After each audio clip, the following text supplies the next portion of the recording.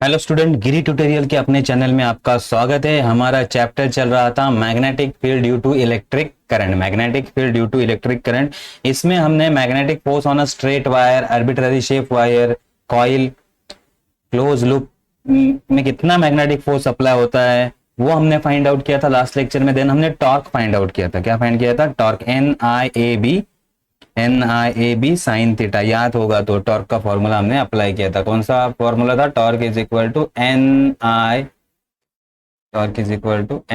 A B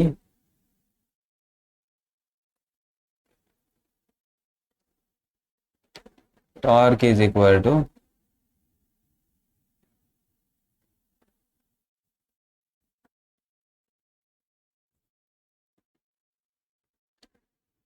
torque is equal to one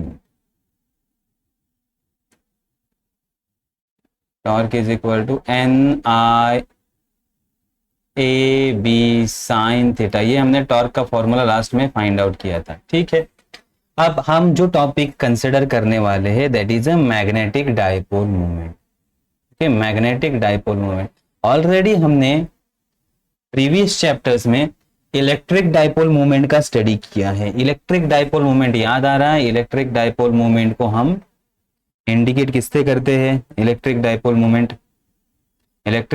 movement को हम indicate करते हैं पी से। किससे इंडिकेट करते हैं? पी से। आपको याद आया होगा electric dipole movement. Okay, Q into 2L। तो सिमिलरली जब मैग्नेटिक पोल जनरेट होते हैं तो उसका भी मैग्नेटिक डाइपोल मूवमेंट होता है। उसका भी मैग्नेटिक डाइपोल मूवमेंट होता है। तो अब अगर हम कॉइल के केस में चलते हैं, हमने एक डायग्राम ड्रॉ किया है। एक्सटर्नल इलेक्ट्रिक फील्ड में हम कॉइल को रखते हैं इस तरह से। तो यहाँ एक परपेंडिकुलर वेक्टर था एन, एरिया वेक्टर। उसी डायरेक्शन में हमारा डाइपोल मूवमेंट रहता है। और डाइपोल मूवमेंट को हम इंडिकेट करते हैं म्यू से। किससे इंडिकेट करते हैं हम? म्यू से। डाइपोल मूवमेंट को इंडिकेट करते हैं म्यू से। ठीक है, तो अब इसके बारे में डिटेल में कुछ ज्यादा लिखना नहीं है, सिर्फ डाइपोल मूवमेंट होता क्या है उतना ही लिखना है।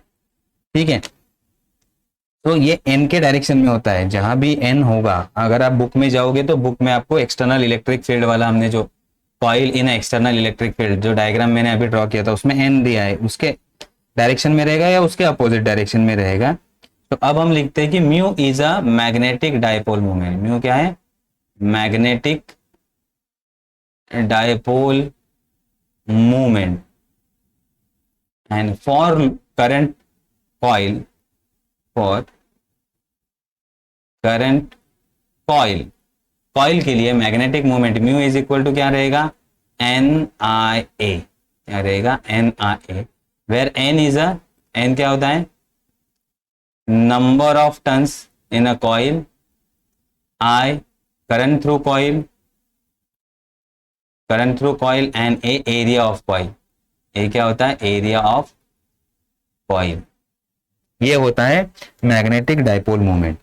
ये होता है magnetic dipole movement. If this coil place in a external magnetic field, if coil placed in external magnetic field भी, अगर इसी कॉइल को हमने एक्सटर्नल मैग्नेटिक फील्ड में रख दिया जिसका डाइपोल मोमेंट म्यू है, तो फॉर्मूला अब हमारा टॉर्क, इसके ऊपर क्या अप्लाई होगा? Torque. Then torque given by, torque का फॉर्मूला हमने फाइंड किया था, torque is equal to N I A B sine theta. N I A B sine theta. And therefore N I A का formula हमें पता है तो हम इसको लिख सकते हैं mu B sine theta. Mu B sine theta. Torque is equal to N, so यहाँ theta is angle between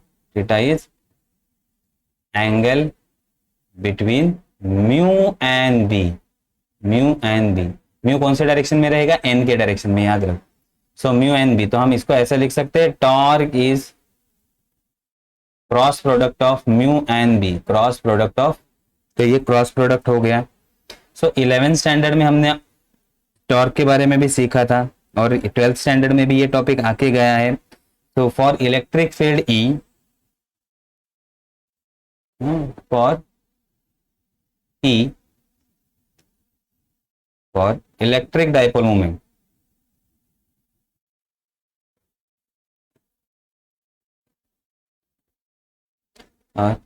we know that torque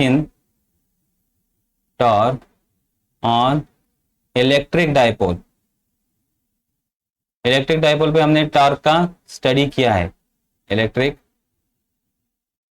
पेड़ पे हमने डाइपोल का स्टडी, इलेक्ट्रिक डाइपोल का स्टडी किया। तो इलेक्ट्रिक डाइपोल में टॉर्क क्या होता है, P क्रॉस E। तो ये दोनों भी एनालॉगस है, ये दोनों भी एनालॉगस है। Mu is analogous to P and B is analogous to electric field. तो ये दोनों एक्सप्रेशन। अब डिपेंड करता है एंगल पे कि म्यू पॉजिटिव टॉर्क पॉजिटिव होगा, टॉर्क नेगेटिव होगा, ठीक है, इसके ऊपर ये डिपेंड करता है, ठीक है। Maximum torque and minimum torque या maximum and minimum torque depend करता है।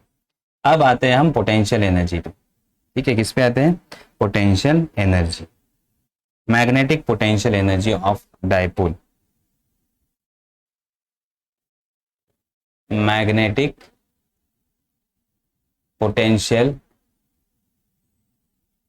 Energy of a dipole, magnetic potential energy of a dipole. अब क्या होता है, मैग्नेटिक डाइपोल को अगर हमने मैग्नेटिक फील्ड में रख दिया, मैग्नेटिक फील्ड में रख दिया, तो क्या हो जाएगा, इस पे ऊपर टॉर्क अप्लाई होगा और ये रोटेट होगा, ये रोटेट होगा।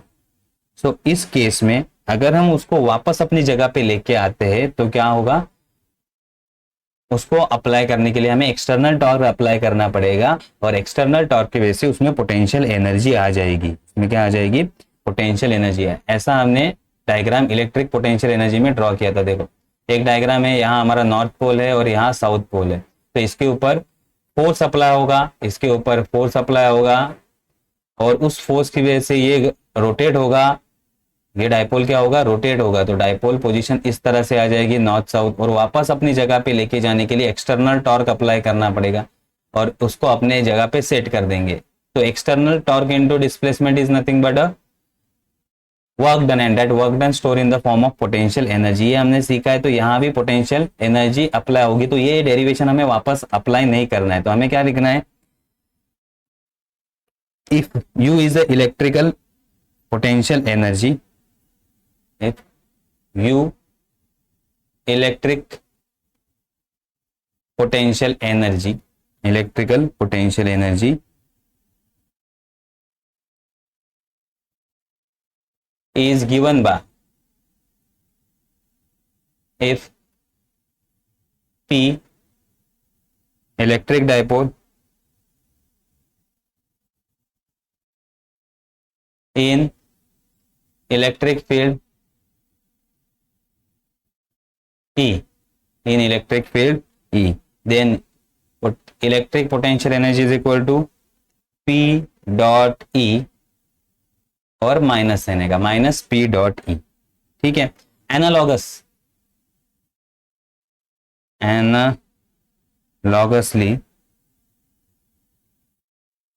मैग्नेटिक पोटेंशियल एनर्जी, अब ये एनालॉगस टर्म ही लिखना है। Analogous magnetic potential energy U is equal to minus mu dot B, minus mu dot B, ठीक है। That is nothing but minus mu B cos theta, mu B cos theta, ये होगी हमारी potential energy. अब potential energy maximum कब होगी और minimum क्या होगी, तो हम केस 1 लेते हैं, case first. if theta is equal to 0, theta की वैल्यू क्या है, 0 है, देन U का वैल्यू क्या होगा, potential energy U is equal to mu B cos 0, cos 0 is equal to 1, तो U is equal to minus mu B, ये क्या होगी, मिनिमम पोटेंशियल एनर्जी, ये क्या होगी, minimum potential energy. Case second, if theta is equal to 180 degree, तो पहले case में क्या था, म्यू और बी ये दोनों क्या थे, एक ही डायरेक्शन में थे, म्यू एंड बी ये दोनों एक ही डायरेक्शन में थे तो एंगल 0 था, अब 180 डिग्री है। तो म्यू एंड बी का डायरेक्शन अलग अलग है, ये है बी का डायरेक्शन और ये है म्यू का डायरेक्शन, ये दोनों का direction 180 degree. So U is equal to mu B cos 180 degree, cos 180 degree is -1, तो U is equal to plus mu B. तो ये होगा हमारा मैक्सिमम पोटेंशियल। ठीक है, पोटेंशियल एनर्जी समझ में आ गई, मैक्सिमम और मिनिमम। इसको निकालने के लिए हम इलेक्ट्रिक पोटेंशियल एनर्जी का यूज करेंगे, एनालॉगस फॉर्मूला लिखेंगे, डेरिवेशन निकालने की जरूरत हमें नहीं है। ठीक है, तो ये एनालॉगस फॉर्मूला क्या है उस हिसाब से चलेगा। अब जो हमें फॉर्मूला मिल रहा है दैट इज, अब जो हम फॉर्मूला सीखने वाले हैं दैट इज बायो-सैवर्ट्स लॉ, ये बहुत ही इंपॉर्टेंट है। ठीक है, अब बायो-सैवर्ट्स लॉ से हम फाइंड क्या करेंगे, हम फाइंड आउट करेंगे magnetic field due to current. ठीक है, तो अब हमारा नेक्स्ट टॉपिक जो है that is magnetic field due to current. Answer magnetic field due to current. अब अगर वायर में करंट फ्लो कर रहा है तो उसकी वजह से मैग्नेटिक फील्ड कितना डेवलप होगा वो हमें फाइंड आउट करना है। इसी लॉ को हम क्या कहते हैं, कैसे फाइंड करेंगे, कौन सा लॉ अप्लाई करेंगे, इसे कहेंगे Biot Savart's law. Savart's law, Biot Savart law. तो अब इस लॉ को स्टार्ट करते हैं।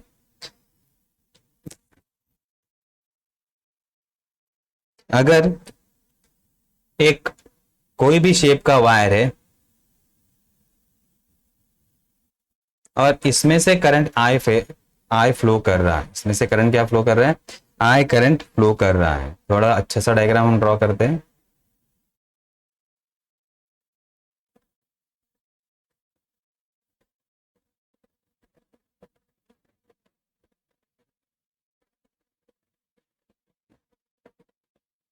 अभी हमारा वायर है, इसको हमने मैग्नेटिक फील्ड में रखा है B.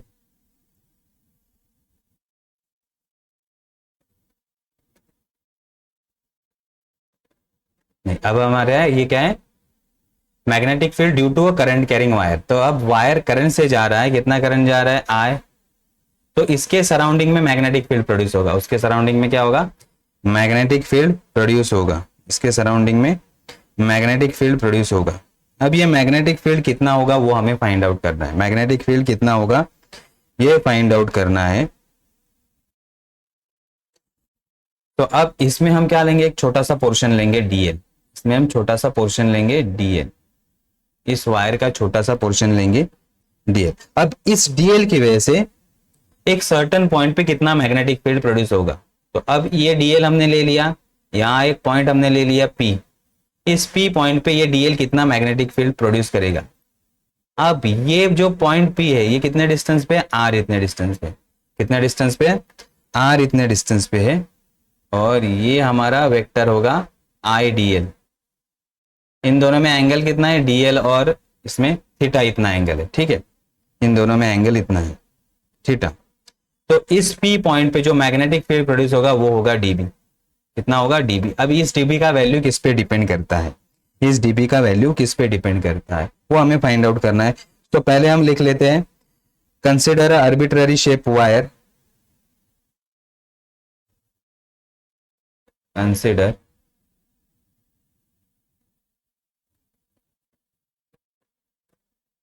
arbitrary shape wire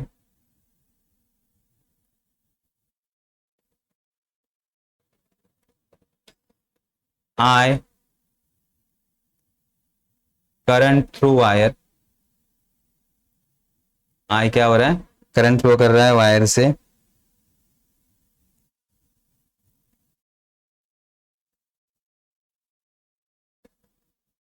then हमने क्या चूज किया, DL, DL small element of wire, small element of wire. So ये हो गया. Now consider point P at distance r from dl. Consider point P at distance r from dl.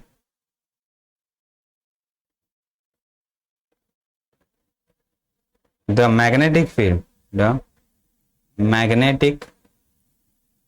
field at point P is dB. Now dB is depend on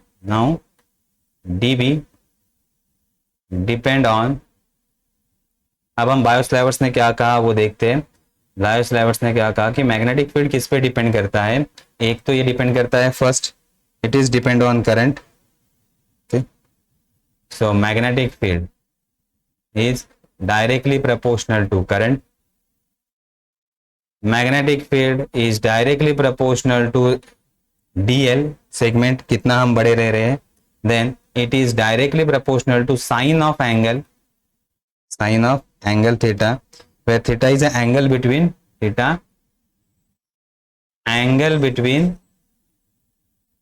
dl and r के बीच का ये angle है.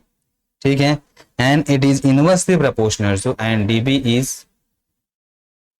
is inversely proportional to r square. dB is inversely proportional to r square. तो अगर हम सबको compare करते या कंबाइन करते तो dB is directly proportional to I dl sine theta upon r square. और अगर हम प्रोपोर्शनलिटी साइन निकाल देंगे तो एक कांस्टेंट आएगा, that is mu 0 upon 4 pi I dl sine theta upon r square. ये समझ में आया. वेयर म्यू 0 का वैल्यू कितना होगा. Mu 0 is equal to 4 pi into 10⁻⁻7 tesla metre per ampere. ठीक है. And it is approximately equal to, अगर आप इसका वैल्यू निकालोगे तो ये आएगा 1.26 इंटू 10⁻⁻6. ओके. तो ये याद रखना है. नाउ वेक्टर फॉर्म, और हमारा म्यू 0 अपॉन 4 पाई का वैल्यू कितना होगा. Then mu 0 upon 4 pi is equal to 10⁻⁻7. ये याद रखना. Mu 0 upon 4 pi tesla metre per ampere. Mu 0 upon 4 pi का वैल्यू, क्योंकि जनरली हमें इस फॉर्मूला में म्यू 0 अपॉन 4 पाई पुट करना होगा. नाउ वेक्टर फॉर्म, अगर हम इसको वेक्टर फॉर्म में इक्वेशन को लिखते हैं, हमारा इक्वेशन क्या था. dB is equal to mu 0 upon 4 pi I dl sine theta upon r square. अब देखो theta is angle between r and dl, तो ऊपर भी मुझे r चाहिए, ऊपर भी मुझे क्या चाहिए, r चाहिए. तो मैं r से मल्टीप्लाई एंड डिवाइड करता हूँ. अब मैं क्या करता हूँ, r से मल्टीप्लाई r से डिवाइड. तो क्या होगा, dB is equal to mu 0 4 pi I dl r sine theta upon r cube. तो अगर मैं इसको वेक्टर फॉर्म में लिखता हूं तो वेक्टर फॉर्म में mu 0 upon 4 pi I dl cross r, ये क्रॉस प्रोडक्ट है, डिवाइडेड बाय r क्यूब. तो ये हो गया हमारा वेक्टर फॉर्म. अब ये हमें बायोस्लैवर्स लॉ यूज करना है, और डिफरेंट केस में हमें मैग्नेटिक फील्ड फाइंड आउट करना है. तो अब हम क्या करेंगे, हमारा नेक्स्ट टॉपिक जो होगा, using Biot Savart's law find a magnetic field. Using Biot Savart's law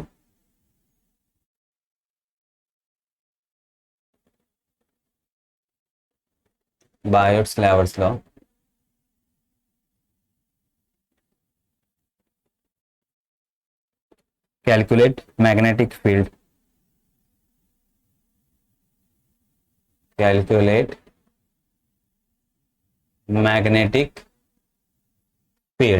अब हम बायोस्लैवर्स लॉ का यूज करके मैग्नेटिक फील्ड फाइंड आउट करने वाले हैं। उसमें से पहला हमारा कंसेप्ट है, पहला कंसेप्ट है current in a straight long wire.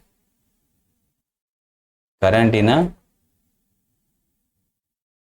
In straight long wire. अगर स्ट्रेट लॉन्ग वायर में करंट फ्लो करता है, स्ट्रेट लॉन्ग वायर में करंट फ्लो करता है, तो वो कितना मैग्नेटिक फील्ड प्रोड्यूस करेगा वो हमें फाइंड आउट करना है। तो पहले क्या होना, पहले हमें क्या करना होगा, स्ट्रेट वायर कंसिडर करना होगा। अब जनरली हम मैग्नेटिक फील्ड का डायरेक्शन तो फाइंड आउट कर सकते हैं। अगर हम right hand thumb rule apply करेंगे, राइट हैंड थंब रूल हम अप्लाई करेंगे तो हमें मैग्नेटिक फील्ड का डायरेक्शन तो मिल जाएगा। हमें पता है curl finger indicate the direction of magnetic field. तो मैग्नेटिक फील्ड डायरेक्शन हम राइट हैंड थंब रूल से निकाल सकते हैं। लेकिन मैग्नेट्यूड कैसे निकालेंगे, मैग्नेट्यूड कैसे निकालेंगे वो हमें फाइंड आउट करना है। तो मैग्नेटिक फील्ड फाइंड आउट करने के लिए हमें क्या करना होगा, बायो-सैवर्ट्स लॉ का यूज करना होगा।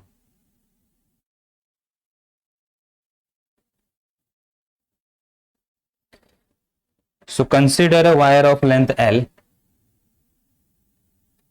Consider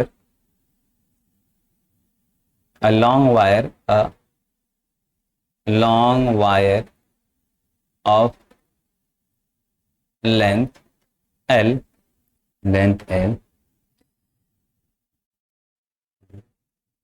अब हमें क्या करना है, कैलकुलेट क्या करना है, magnetic field. We want to calculate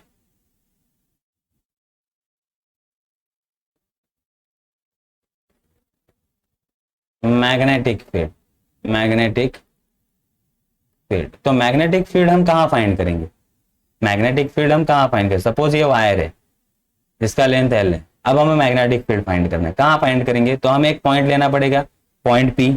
क्या करना पड़ेगा, पॉइंट पी फाइंड, हमें एक पॉइंट पी लेना पड़ेगा, वायर से उसका डिस्टेंस लेना पड़ेगा, सपोज आर। तो हमें इस डिस्टेंस पे हमें क्या करना है, मैग्नेटिक फील्ड फाइंड आउट करना है। So we want to calculate a magnetic field B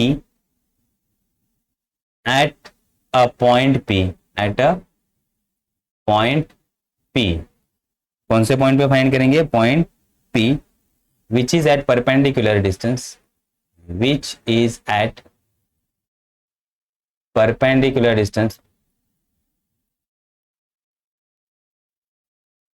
distance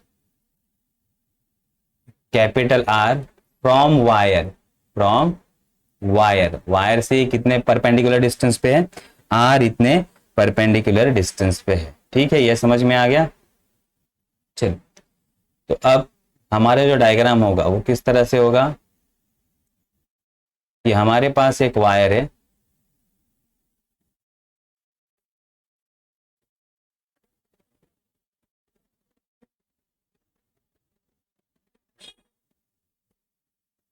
हमारे पास एक वायर है,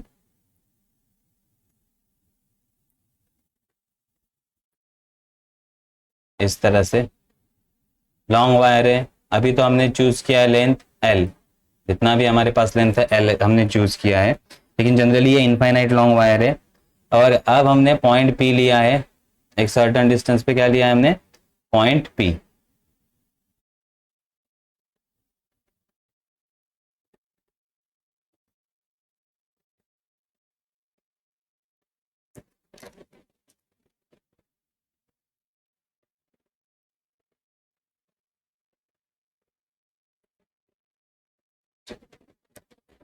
नाउ एट सर्टेन डिस्टेंस हमने पॉइंट पी को लिया है, पॉइंट, ये परपेंडिकुलर डिस्टेंस कितना है हमारा आर, वायर से परपेंडिकुलर डिस्टेंस कितना है आर। यहां तक समझ में आ गया। अब मैग्नेटिक फील्ड कैलकुलेट करना है। Now let consider small segment, small element of wire dl। अब हमने स्मॉल एलिमेंट के लिए लिया dl, I current passing through wire, R current passing through wire, wire, ठीक है, ये समझ में आ गया। I is a current passing through wire. Now I DL, इसको हम कहते हैं करंट एलिमेंट, इसे क्या कहते हैं, करंट एलिमेंट। तो जिस डायरेक्शन में करंट जा रहा है उस डायरेक्शन में हम लेंथ कंसीडर करते थे, इसे कहते हैं करंट एलिमेंट, इसे क्या कहते हैं, करंट एलिमेंट। तो आई D L is a current element, I D L is a current element, ठीक है। देन अब वापस डायग्राम हम ड्रॉ करते हैं। हमने क्या किया, एक स्मॉल एरिया डीएल ले लिया। कहाँ ले लिया है स्मॉल एरिया डीएल, तो देखते हैं कि ये हमारा वायर है, ये हमारा वायर हमने ड्रॉ किया था। देन हमने एक पॉइंट ले लिया, इस यहाँ P point,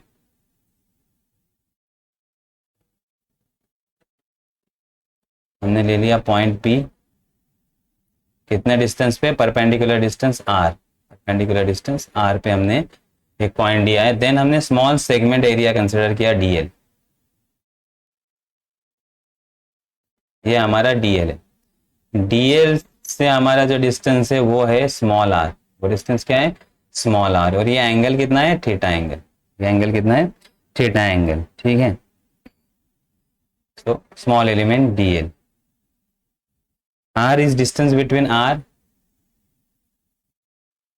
distance between P and DL, and theta angle between DL and R, DL and R. Then dB, magnetic field dB is given by, अब मैग्नेटिक फील्ड लेंथ के एलिमेंट की वजह से कितना होगा, dB इज इक्वल टू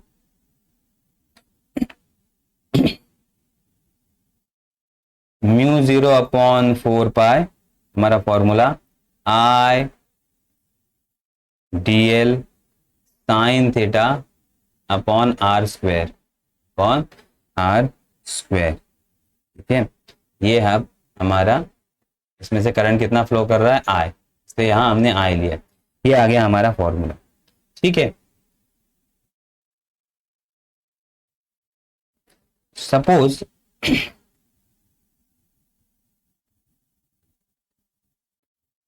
तो अब यहां अगर हम मैग्नेटिक फील्ड डीबी लेंगे, यहां हमें मैग्नेटिक फील्ड कितना मिल गया, डीबी,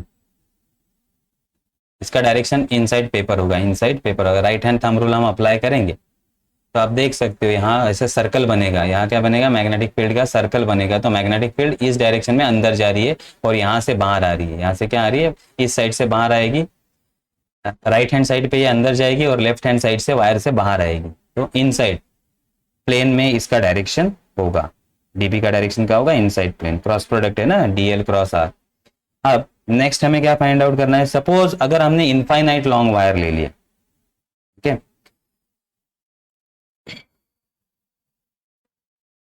तो अब हमारा जो वायर है वो अब बहुत बड़ा है। अब मैं डायरेक्टली वायर ड्रॉ करता हूँ कि इनफाइनाइट लॉन्ग हमारा वायर है, ठीक है, इनफाइनाइट लॉन्ग हमारा वायर है इस तरह से, और हमने जो करंट एलिमेंट लिया है वो यहाँ लिया है, करंट एलिमेंट यहाँ लिया है डीएल, इसका पोजीशन हम मानते हैं जीरो, जीरो से ऊपर इंफिनिटी, जीरो से नीचे इंफिनिटी, ठीक है। और पी पॉइंट सपोज यहाँ होगा, पी पॉइंट सपोज यहाँ, तो अब ऊपर वाले सारे एलिमेंट की वजह से क्या होगा, यहाँ मैग्नेटिक फील्ड प्रोड्यूस होगा, और नीचे वाले सारे एलिमेंट की वजह से यहाँ मैग्नेटिक फील्ड प्रोड्यूस होगा। तो अगर लेंथ इनफाइनाइट है, इन्फिनिटी से लेके इन्फिनिटी वायर, तो upper half magnetic field produce करेगा और lower half magnetic field produce करेगा। तो ये दोनों मैग्नेटिक फील्ड क्या होंगे, सेम होंगे। तो अब हमें क्या करना है, now we have to calculate the magnitude of magnetic field produce at point P. क्या करना है, we have to calculate magnetic field, we have to calculate magnetic field at point P. तो यहां दो पार्ट में हम इसको फाइंड कर सकते हैं, एक magnetic field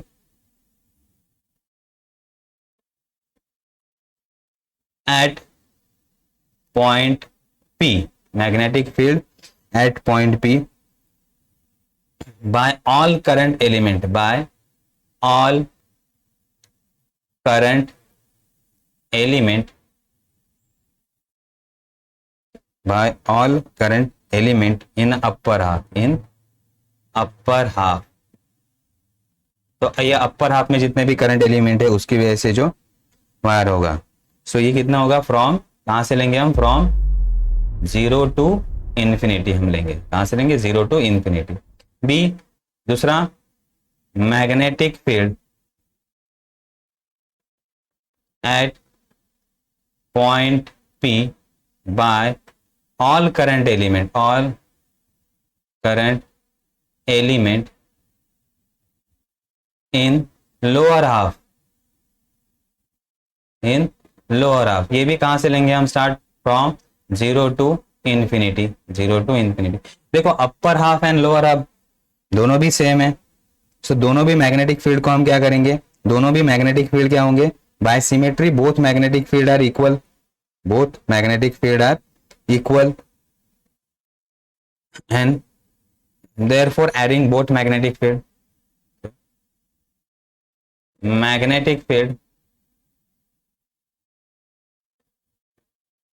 due to upper half due to symmetry is equal to magnetic field due to lower half. ये दोनों भी सेम होंगे, अपर हाफ और दोनों लोअर हाफ, ये दोनों भी मैग्नेटिक फील्ड क्या होंगे, सेम होंगे. Therefore total magnetic field, total magnetic field at point P is addition of both the field, तो क्या हो जाएगा, total magnetic field B is equal to 2 times 0 to infinity dB. अब dB का formula तो हमें पता है, सो ये हो जाएगा 0 to infinity. dB का फॉर्मूला क्या था हमारा, mu 0 upon 4 pi I D L sine theta upon R square. But from figure अगर हम फिगर का स्टडी करते तो आर का वैल्यू होगा हमारा under root L square plus R square. देखते हैं फिगर,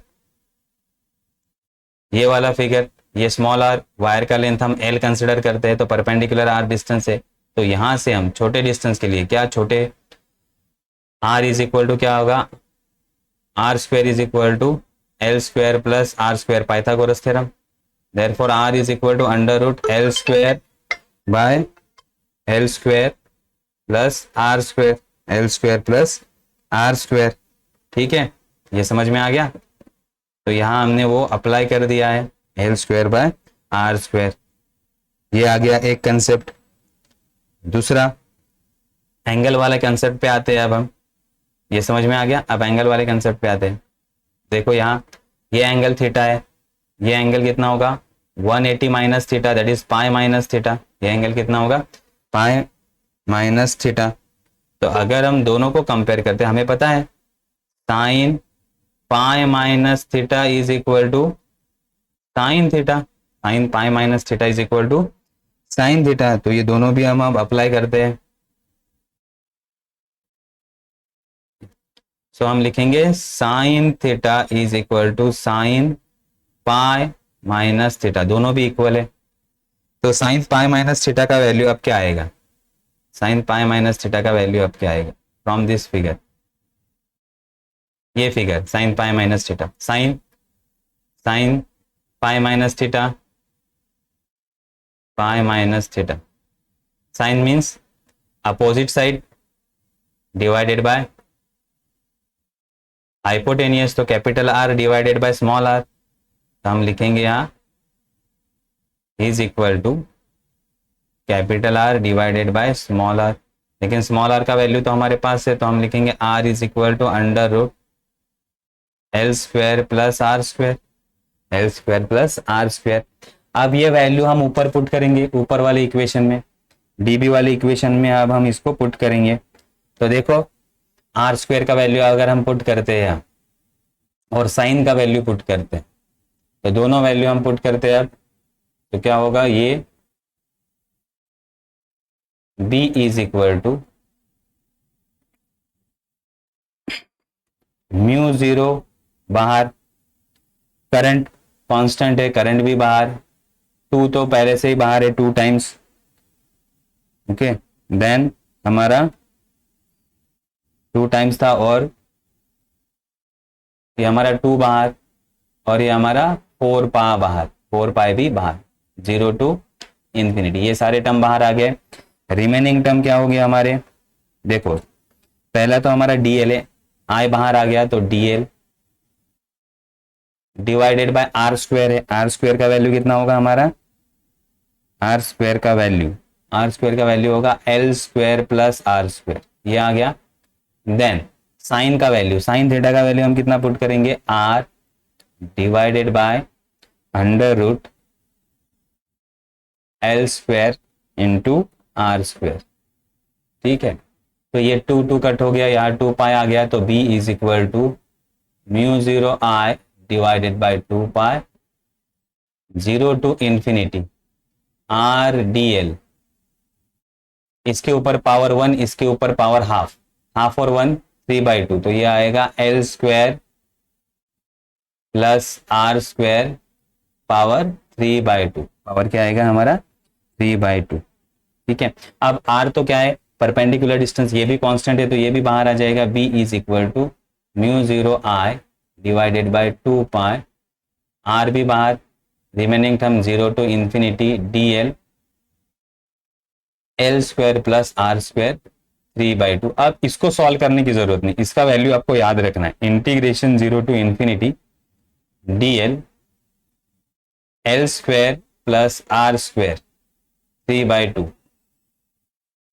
इसका वैल्यू होगा, इसका वैल्यू होता है 1/r स्क्वायर, कितना होता है 1/r स्क्वायर, ये याद रखना है, इसका वैल्यू कितना होता है 1/r स्क्वायर। तो आप सॉल्व करोगे फिर भी आएगा, लेकिन टाइम वेस्ट होगा, उससे अच्छा है कि 1/r स्क्वायर याद रखो इसका वैल्यू। तो क्या होगा, b is equal to mu zero I R divided by 2 pi into 1/r square, ये वैल्यू रहेगा।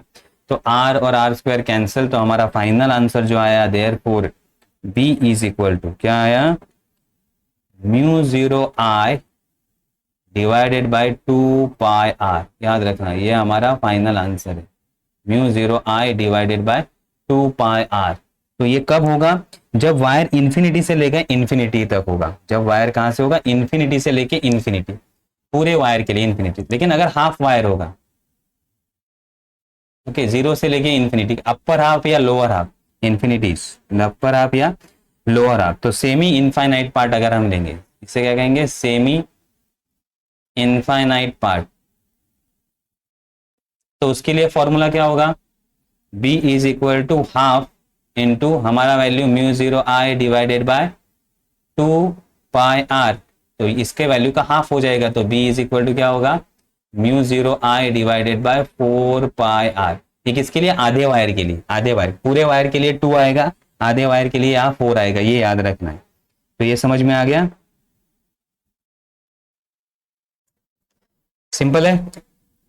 ये हो गया एक सिंगल वायर के लिए। तो एक सिंगल वायर के लिए कितना फोर्स होता है, कितना मैग्नेटिक फील्ड प्रोड्यूस करता है, सिंगल वायर मैग्नेटिक फील्ड कितना प्रोड्यूस करता है, B is equal to mu zero I divided by 2 pi R, mu zero I divided by 2 pi R, ये फॉर्मूला को याद रखना है। और आर क्या है, हमारा डिस्टेंस, कितने डिस्टेंस पे हम मैग्नेटिक फील्ड फाइंड कर रहे हैं, आर इतने, कैपिटल आर इतने डिस्टेंस पे, ठीक है, ये समझ में आ गया। चलो अब नेक्स्ट कंसेप्ट हम अप्लाई करते हैं यहाँ, हमारा next concept that is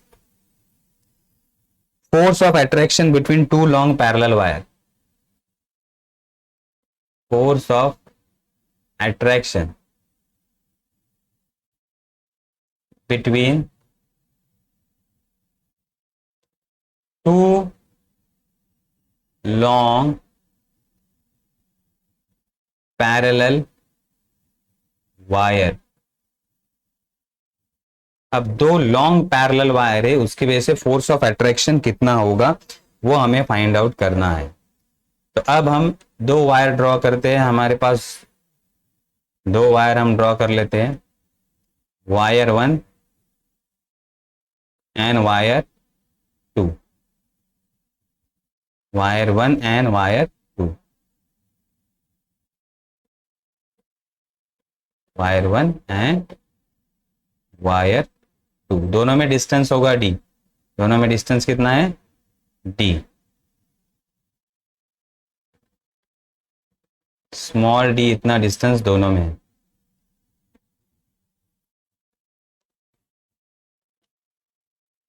okay, तो हमने क्या किया, consider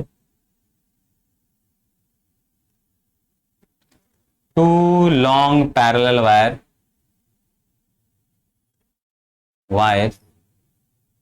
two long parallel wire, d small d distance between them, दोनों में डिस्टेंस कितना है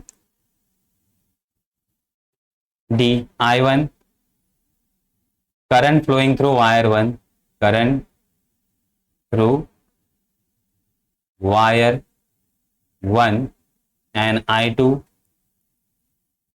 करंट थ्रू वायर 2, वायर 2। तो पहले वायर से कितना करंट पास करेगा I1, I1 इतना करंट पहले वायर से पास कर रहा है और I2 इतना करंट सेकेंड वायर से पास कर रहा है। ठीक है, तो सिर्फ हम अब देखो क्या होगा, अब वायर 2 के बारे में सोचना पहले थोड़ी देर के लिए बंद कर दो, वायर 2 के बारे में सोचना थोड़ी देर के लिए बंद कर दो।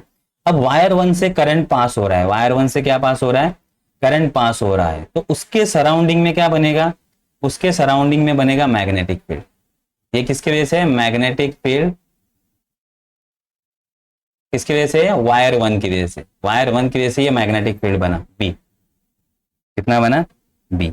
इस मैग्नेटिक फील्ड में अब हमने वायर 2 को रख दिया, अब इसमें हमने क्या रख दिया, मैग्नेटिक फील्ड में वायर 2 को रख दिया, तो वायर 2 पे मैग्नेटिक फील्ड फोर्स अप्लाई करेगा। ठीक है, तो अब ये मैग्नेटिक फील्ड कितना होगा, सपोज इनफाइनाइट लॉन्ग वायर 1 है, उसमें से करंट I1 पास कर रहा है, तो वो मैग्नेटिक फील्ड प्रोड्यूस करेगा। ये मैग्नेटिक फील्ड का फॉर्मूला हमें पता है, अभी अभी हमने फाइंड किया, कितना था magnetic field, mu 0 I1 divided by 2 pi r, लेकिन r की जगह अब डिस्टेंस कितना है d, तो d इतने डिस्टेंस पे हमें मैग्नेटिक फील्ड फाइंड होगा। ये मैग्नेटिक फील्ड वायर 2 पे अप्लाई होगा और उसके वजह से वायर 2 पे फोर्स अप्लाई होगा, और वायर 2 पे जो फोर्स अप्लाई होगा F, उसका फॉर्मूला क्या होगा, वो फोर्स होगा current through wire 2 I2 I length L और B ILB, कितना होता है ILB, हमने स्टडी किया है। फोर्स ऑन स्ट्रेट वायर कितना होता है ILB, तो I करंट कितना फ्लो कर रहा है वायर 2 से L2, लेंथ कितना L और B कितना है, B का वैल्यू, अब B का वैल्यू हमने फाइंड आउट किया तो वो हम पुट करेंगे, तो F इज इक्वल टू क्या होगा I2 L, B का value mu 0 I1 divided by 2 pi d, इस तरह से ये इक्वेशन सॉल्व होगा। सिमिलरली अब वायर 2 से करंट पास हो रहा है I2, तो वो भी मैग्नेटिक फील्ड प्रोड्यूस करेगा, वो मैग्नेटिक फील्ड कितना प्रोड्यूस करेगा, ये वायर 1 वाला मैग्नेटिक फील्ड छोड़ दो, अब वायर 2 मैग्नेटिक फील्ड प्रोड्यूस करेगा, वो कितना प्रोड्यूस करेगा, म्यू 0 I2 2 पाई d, सेम होगा सिर्फ सफिक्स चेंज होगा, और उसमें हमने वायर 1 को रखा है, तो वायर 1 पे फोर्स कितना अप्लाई होगा, F is equal to I1 LB, और B का वैल्यू यहां हमें लिखा है, तो यही हमें करना है अब। तो ये अब हमें लिखना है सेम फॉर्मूला। चलो डेरिवेशन को स्टार्ट करते हैं अब हम।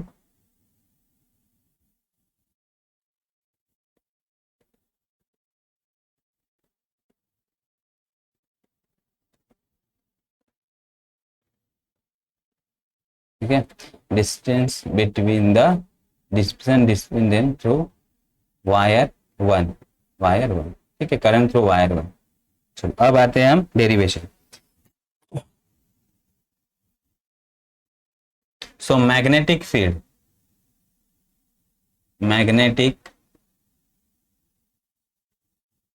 field at second wire, at wire 2, magnetic field कहां पे फाइंड कर रहे हैं? एट वायर 2, किसकी वजह से? Due to wire 1। तो मैग्नेटिक फील्ड किसने प्रोड्यूस किया? मैग्नेटिक फील्ड प्रोड्यूस किया वायर 1 ने। कितने डिस्टेंस पे फाइंड करना है? वायर 2 के डिस्टेंस में, ठीक है।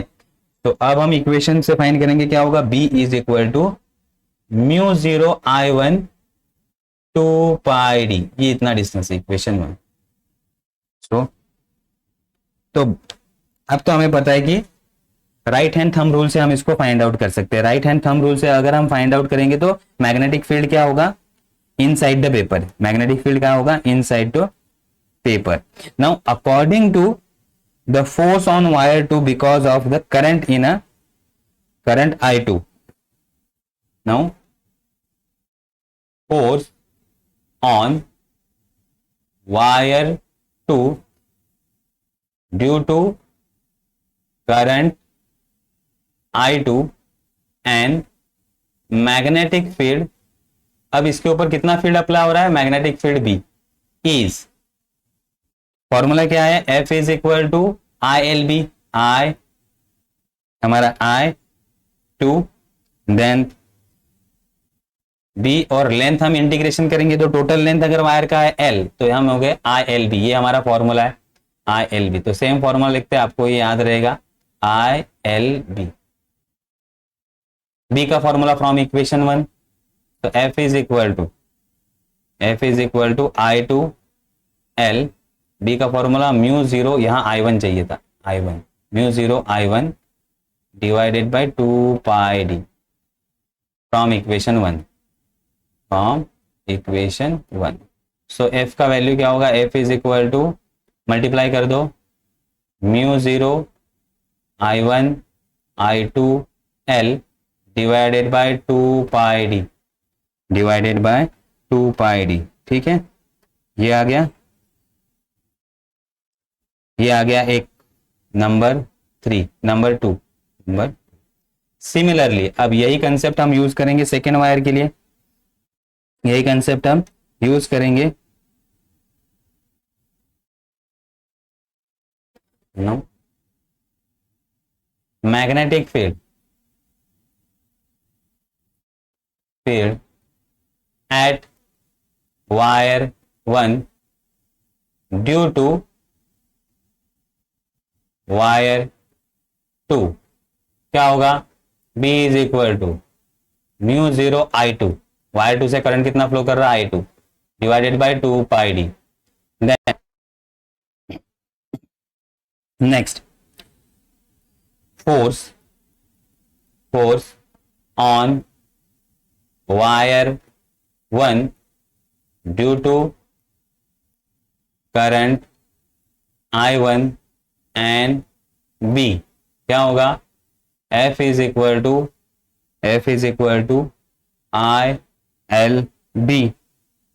ILB। अब यहां क्या होगा? करंट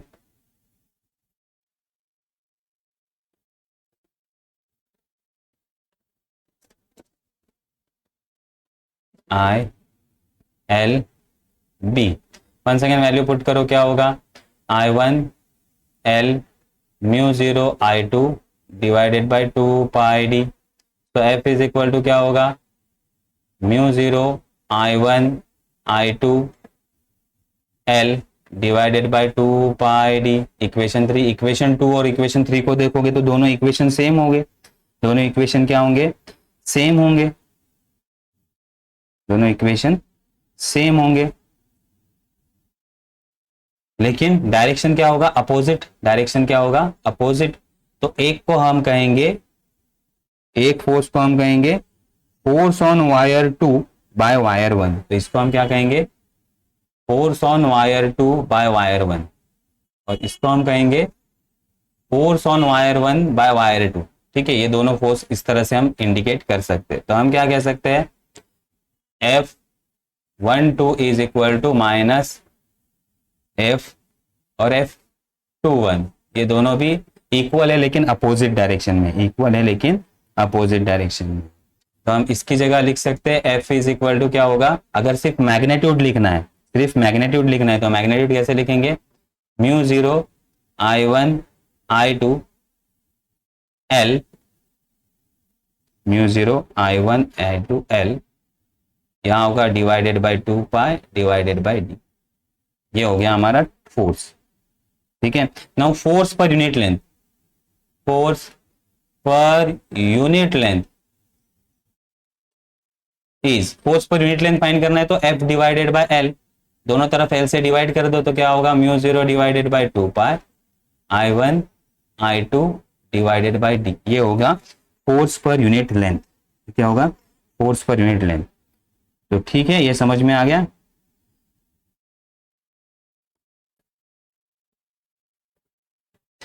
तो अगर करंट एक ही डायरेक्शन में होगा, करंट एक ही डायरेक्शन में होगा तो क्या करता है, वायर एक दूसरे को रिपेल करते हैं, तो उसके लिए फोर्स कितना अप्लाई होगा, F, इतना फोर्स अप्लाई होगा।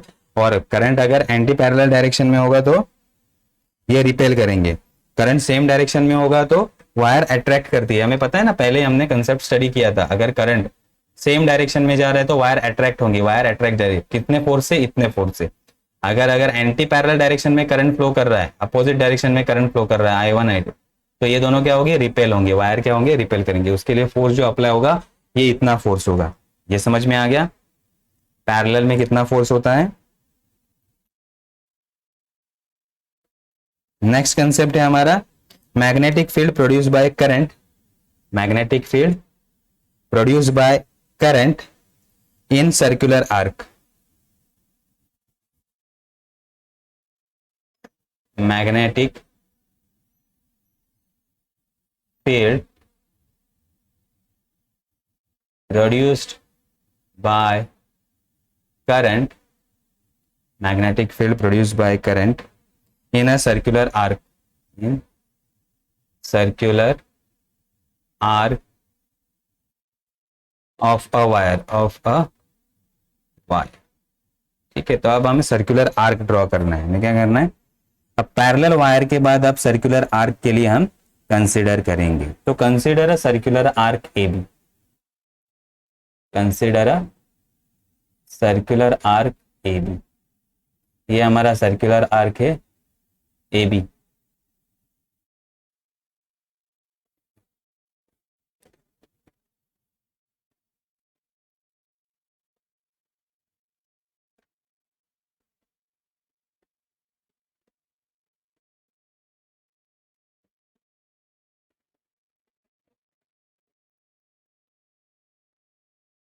ठीक है, ये हमारा सर्कुलर आर्क ए बी है और ये हमारा पॉइंट यहाँ ओरिजिन ओ, ओरिजिन ओ, और ये आर्क का रेडियस है स्मॉल आर, आर्क का रेडियस कितना है, स्मॉल आर। यहां से करंट फ्लो कर रहा है आई, करंट कितना फ्लो कर रहा है आई, आर्क में से करंट कितना फ्लो कर रहा है आई। तो consider arc A B of radius R, radius R, I current flowing through arc, current flowing through arc, I क्या है, करंट है।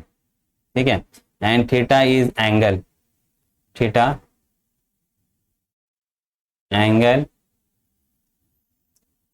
इसकी वजह से theta is angle subtended bye,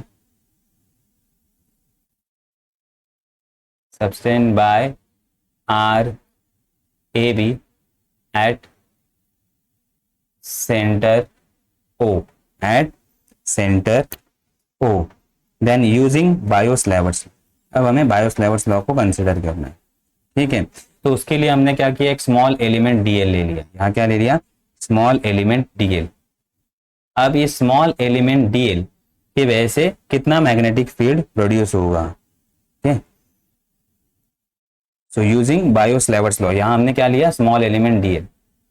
consider a small element dl, ये हमारा small element dl. तो using Biot Savart's law, bio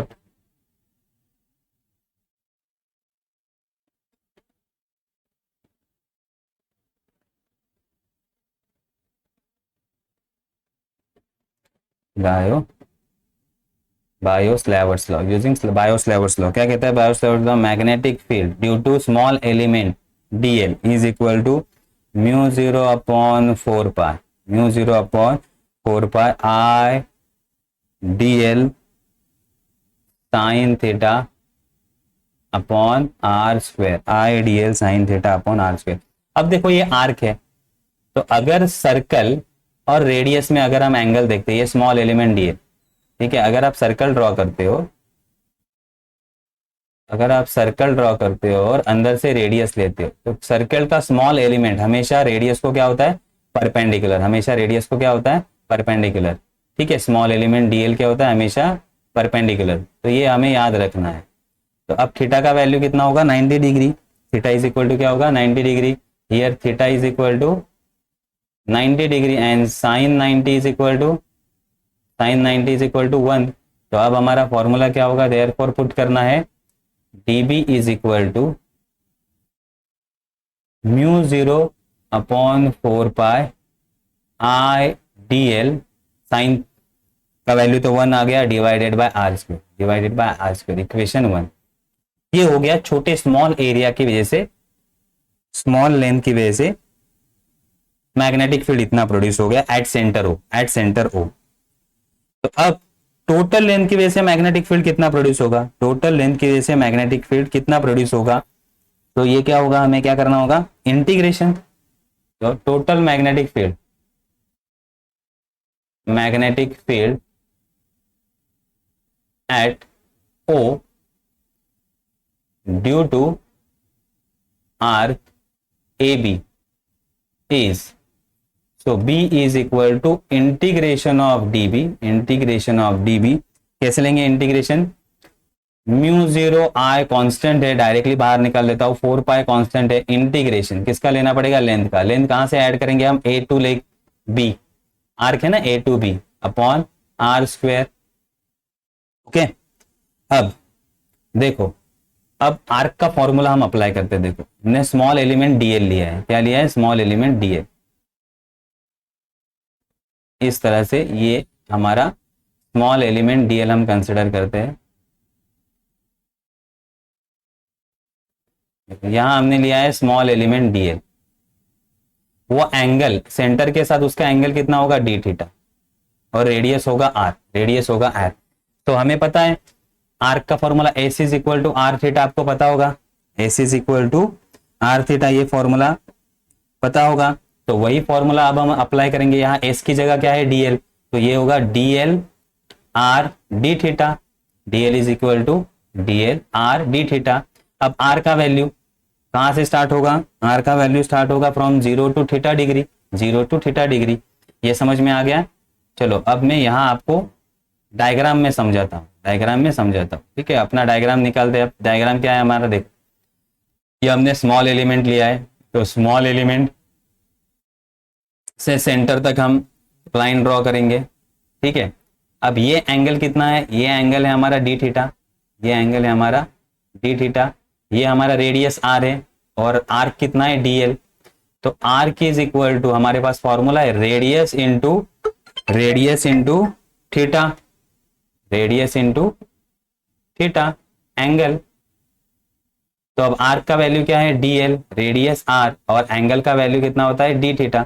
तो ये वैल्यू अब हम पुट करेंगे, लेकिन थीटा अब लिमिट a टू b लिया है, अब लिमिट कहां से चेंज होगा? एंगल कितना है यहाँ? 0, 0 से एंगल कितना बढ़ेगा? थीटा से। तो a का एंगल 0 और b का एंगल थीटा है। तो अब लिमिट जब हम लेंगे तो वो फॉर्मूला अप्लाई करेंगे, but dl is equal to R D theta, तो वो वैल्यू अब हम पुट करेंगे। Therefore b is equal to mu zero I divided by 4 pi, a means 0 degree, a means 0 degree, और b means theta degree, r D theta divided by are square, r D theta divided by are square. अब क्या होगा? r और r cut जाएगा, यहां से 1r बचेगा। अब रेडियस, रेडियस तो कांस्टेंट रहेगा, रेडियस कांस्टेंट रहेगा, तो रेडियस को भी बाहर ले लेते हैं। b is equal to mu zero I divided by 4 pi r, ये बाहर आ गया, integration 0 to theta D theta, तब ये क्या आएगा, म्यू 0 आई 4 पाई आर, ये होगा थीटा। कहाँ से लेके, 0 से लेके upper limit minus lower limit तो 0 है, तो ये सिर्फ थीटा रहेगा। तो b इज इक्वल टू क्या होगा, mu 0 I theta divided by 4 pi R, divided by 4 pi R. ये समझ में आ गया।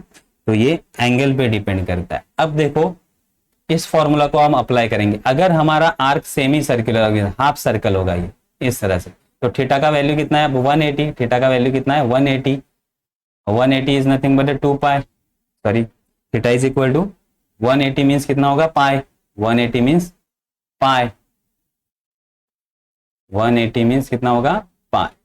तो यही फॉर्मूला कैसे होगा, b is equal to mu 0 I pi divided by 4 pi are. तो पाई पाई कट होगा, तो ये होगा म्यू 0 आई डिवाइडेड बाय 4। ये समझ में आ गया। सेकेंड, अगर पूरा सर्कल होगा, पूरा सर्कल, तो एंगल 0 से स्टार्ट होगा, कहां तक होगा, 2 पाई। तो थीटा का वैल्यू कितना हो गया, 2 पाई।